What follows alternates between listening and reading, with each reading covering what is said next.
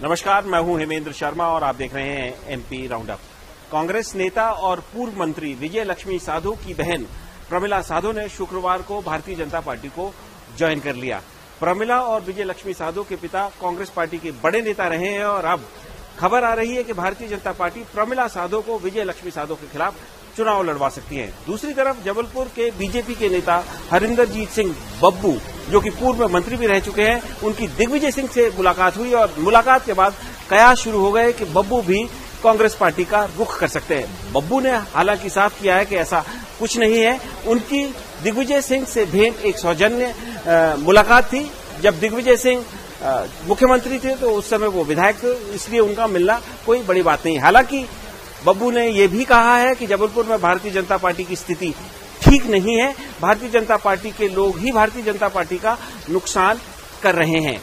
तो ये जो नेताओं का पाला बदलने का सिलसिला है, ये दीपक जोशी के साथ शुरू हुआ था, जिन्होंने भारतीय जनता पार्टी को छोड़ करके कांग्रेस पार्टी को ज्वाइन किया था। लेकिन तब से लेकर अब तक ये एक तरफा लग रहा था, वन वे ट्रैफिक जैसा दिख रहा था। लेकिन प्रमिला साधो के भारतीय जनता पार्टी को ज्वाइन करने के साथ अब ये ट्रैफिक दूसरी तरफ को भी जाता हुआ दिख रहा है। लेकिन कितना सिग्निफिकेंट है प्रमिला साधो का भारतीय जनता पार्टी का ज्वाइन करना, और ये जो पाला बदलने का सिलसिला है, इससे अभी तक क्या प्रतीत हो रहा है, कौन सी पार्टी की क्या स्थिति है, किसका पलड़ा भारी है और किसका थोड़ा कम भारी है, इन तमाम सवालों पर बात करने के लिए हमारे साथ मौजूद है senior journalist Deshveer Saxena. Sir, आपका बहुत बहुत स्वागत है। पहला सवाल तो यही कि कितना सिग्निफिकेंट है प्रमिला साधो का भारतीय जनता पार्टी को ज्वाइन करना?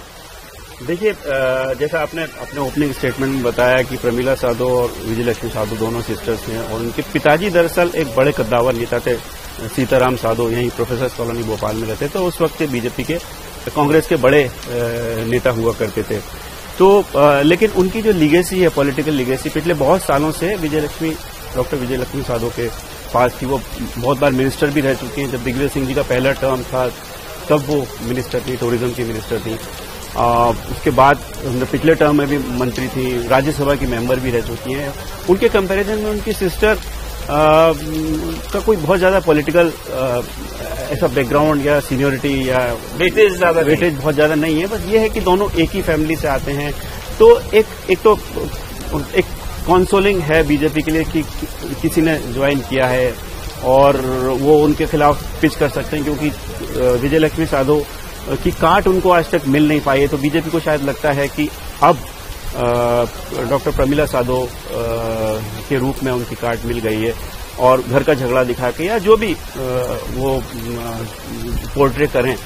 तो बट फैक्ट रिमेन्स कि डॉक्टर प्रमिला साधो ने ज्वाइन किया है और वो डॉक्टर विजय लक्ष्मी साधो को के लिए तकलीफ पैदा करेंगी। दो सिग्निफिकेंट बातें आपने कही हैं कि एक तो प्रमिला साधो का जो भारतीय जनता पार्टी ज्वाइन करना है वो कंसोलेशन प्राइज हो सकता है, लेकिन कोई गोल्ड मेडल टाइप की चीज नहीं है, फर्स्ट प्राइज नहीं है। और दूसरा ये कि भाई ये फैमिली का कॉन्फ्लिक्ट दिखा के बीजेपी को कुछ फायदा हो सकता है। लेकिन सर, क्या आपको लगता है कि इसको जो ओवरऑल परसेप्शन जो आयाराम गैराम की वजह से होता है या जो पाला बदलते हैं नेता चुनाव के दौरान, उससे जो परसेप्शन बदलता है वोटर्स के बीच के भाई ये इस पार्टी की तरफ लोग जा रहे हैं और हो सकता है ये पार्टी सरकार बना रही हो, अमूमन ये सोचा जाता है कि जिस पार्टी की तरफ लोग जाते हैं वहां स्थिति अच्छी है, क्योंकि ये लोग मौसम वैज्ञानिक होते हैं, समझ लेते हैं किस तरफ ज्यादा अच्छी हवा होती है। तो क्या लगता है कि उस परसेप्शन को प्रमिला साधो भारतीय जनता पार्टी में जाने से कुछ फर्क पड़ेगा कि कोई वहां की स्थिति अच्छी है? देखिए, फर्क तो पड़ेगा थोड़ा बहुत, क्योंकि जो वोटर है, जो शेड्यूल कास्ट वोटर है, वो एक तरफा वोट अगर उनके फैमिली का या उनके सपोर्टर्स का या उनके पिताजी से जिनका सॉफ्ट कॉर्नर रहा हो, वो डॉक्टर विजय लक्ष्मी साधो को जाता रहा हो, तो वो अगर इनको टिकट मिलता है डॉक्टर प्रमिला साधो को, तो शायद इस तरफ भी वोट आ सकता है। तो वोटों का डिवीजन बीजेपी के दिमाग में है। डॉक्टर प्रमिला साधो भी एक कोशिश करेंगी अभी से, क्योंकि चली गई हैं, काम करना शुरू करेंगी।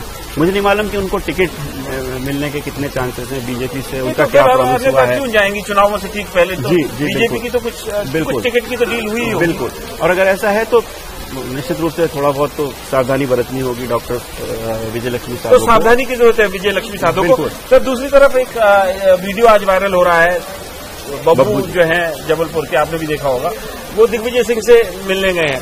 तो उस वीडियो के बाद ये कयास लगाया जा रहा है कि वो भारतीय जनता पार्टी को छोड़कर कांग्रेस पार्टी में जा सकते हैं, पूर्व मंत्री रह चुके हैं। हालांकि उन्होंने कहा है कि भाई ऐसा कुछ नहीं, लेकिन जो एक बड़ी सिग्निफिकेंट उन्होंने बात कही कि बीजेपी के लोग बीजेपी को हार्म कर रहे हैं और जबलपुर में भारतीय जनता पार्टी की स्थिति ठीक नहीं है। तो क्या आपको लगता है कि बब्बू कांग्रेस पार्टी में जा सकते हैं, या जैसा उन्होंने कहा कि ऐसा कुछ नहीं होगा, वो सही है? देखिए, बब्बू का थोड़ा अगर हम इतिहास पे जाएं तो अभी कुछ महीने पहले उन्होंने प्रेस कॉन्फ्रेंस करी थी भोपाल में, और उन्होंने बोला था कि उनको भाजपा के जो अध्यक्ष हैं वी.डी. शर्मा जी, उनसे जान का खतरा है, कि प्रेस कॉन्फ्रेंस में बोला था। हालांकि वो 8 घंटे बाद अपनी बात से पलट गए थे और उन्होंने वापस आके पत्रकारों को बोला था कि बीजेपी मेरी मां है। तो इस बैकड्रॉप के साथ अगर हम आपकी बात को आगे बढ़ाएं तो बब्बू एक कद्दावर नेता थे एक जमाने में। पिछले चुनाव में उनको ऑलरेडी जो तरुण भानोट हैं, जो कि कमलनाथ सरकार में फाइनेंस मिनिस्टर थे, वो ऑलरेडी उनको हरा चुके हैं। उस वक्त जब बीजेपी थर्ड टाइम सरकार में आई थी, 2013 की बात है। हालांकि जीत का अंतर सिर्फ करीब 900 वोट या उससे थोड़ा सा ज्यादा था, लेकिन उस हार के पहले बब्बू 15 साल से लगातार जबलपुर पश्चिम के विधायक थे। तो और जब दिग्विजय सिंह जी मुख्यमंत्री थे उस वक्त ही विधायक थे। तो मतलब काफी पुराने नेता हैं बीजेपी के। लेकिन पिछले 10 साल में हम कहें तो जबलपुर में नर्मदा में पानी काफी बह चुका है, और डॉक्टर तरुण भानोट जी हैं, वो अपनी अच्छी पैठ जमा चुके हैं। पिछले चुनाव में भी जीते, उसके पहले भी जीते थे। और बब्बू के साथ दिक्कत यह है कि क्या कांग्रेस अपने सिटिंग एमएलए को, वो तो सवाल ही पैदा नहीं होता, वो हटा के उनको टिकट देगी। तो स्टॉल वोट है, कांग्रेस के हेवी वेट है तरुण भानोट, उनको तो बदलना नहीं जाता। तो अगर वो कांग्रेस में आते भी हैं तो उनको कुछ कॉन्सोलेशन बाद का है कि अगर सरकार बन जाए तो फिर कुछ मिल जाए। अगेन हम इसे कह सकते हैं कि खुन्नस ज्यादा है। जैसे बोलते हैं ना कि मेरी उससे मतलब पट नहीं रही है, तो मैं वहां रह के भी कुछ नहीं हूं, तो कम से कम अगर सबको ये लग रहा है कि वो आगे की बात है कि होगा कि नहीं, कांग्रेस सरकार में आती है कि नहीं, लेकिन जब सबको ही लग रहा है तो वो उस हवा में शायद चले जाएं। तो अगला सवाल मेरा इसी से जुड़ा हुआ है सर, कि अभी तक आपको जो ये चल रहा है पाला बदलने का सिलसिला, दीपक जोशी आए बीजेपी छोड़कर कांग्रेस में, बैजनाथ यादव आए, राकेश गुप्ता आए, और अब प्रमिला गई और बब्बू की आने का चल रहा है। तो इससे अभी तक आपको क्या लग रहा है कि किसका पलड़ा भारी है? देखिए, हवा तो कांग्रेस की तरफ जाती हुई दिखाई दे रही है। सारे सर्वे भी यही कर रहे हैं, और लोग कहते हैं कि शिवराज सिंह जी थोड़ा सा अलग थलग पड़ गए हैं, बीजेपी में झगड़े भी हैं। तो आज की तारीख में तो कांग्रेस की एज दिख रही है ओवर बीजेपी, इसमें कोई दो राय नहीं है। तो जो ये सर्वेज आ रहे हैं और जिस तरीके से पॉलिटिशियंस जो है पाला बदल रहे हैं, उससे अभी तक ये प्रतीत हो रहा है कि हवा जो है कांग्रेस की तरफ बहती हुई दिख रही है। क्या वाकई में कांग्रेस की तरफ हवा बह रही है, ये तो जब चुनाव होंगे उसके जो परिणाम आएंगे उसके बाद पता चलेगा। लेकिन फिलहाल जो कांग्रेस पार्टी के अंदर लोग हैं उनका मोराल जरूर हाई है। एमपी राउंडअप में आज सिर्फ इतना ही। कल फिर मुलाकात होगी, तब तक के लिए थैंक यू, गुड बाय।